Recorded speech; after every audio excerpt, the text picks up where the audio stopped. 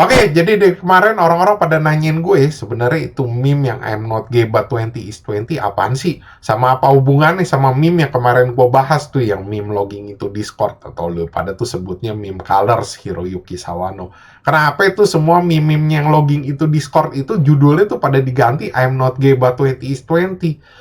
Ya sebenarnya sih kagak ada hubungannya, kagak ada korelasi. Itu cuma orang-orang pada iseng aja tuh judulnya ditaruh ke sono.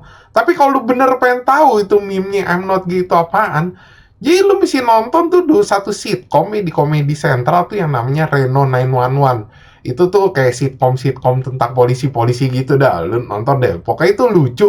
Dan kalau lu nonton juga, itu tuh banyak meme tuh yang lahir dari sono. Nah, di sana tuh ada satu karakter tuh yang namanya Terry. Itu kalau lu lihat mukanya bener-bener sama mirip sama si Nico Kado Avocado anjir. Nah, si Terry ini digambar ini karakternya ini kayak rada-rada bencong. Dan dia tuh sering ngelakuin tak job buat nyari duit tambahan. Nah, kalau lu kagak tahu tak job itu apaan, sebenarnya tak job ini beda sama yang definisinya, sama yang taknya itu tuk, yang kalau kita bilang tuh kayak preman, yang biasa tuh kita sering bikin plesetan-plesetannya lah mau meme-nya. Kalau tak nih haknya kagak ada. Jadi kalau kita baca tuh tak gitu. Dan tak job ini apaan? Jadi ini tuh aktivitas seksual yang tuh biasa kalau kita bilang tuh kayak isep-isepan. Kalau bahasa Indonesianya gampangnya itu nyepong. Dan itu tuh bisa dilakuin sama orang normal atau orang homo dengan motif ekonomi.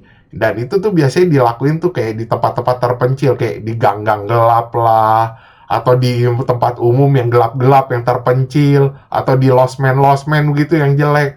Dan itu biasanya dilakuin nih, kalau lu mau nanya yang diisepnya itu siapa, ya itu udah pasti orang homo konteksnya di sini. Dan apa hubungannya sama $20 yang sama I'm Not Gay ini?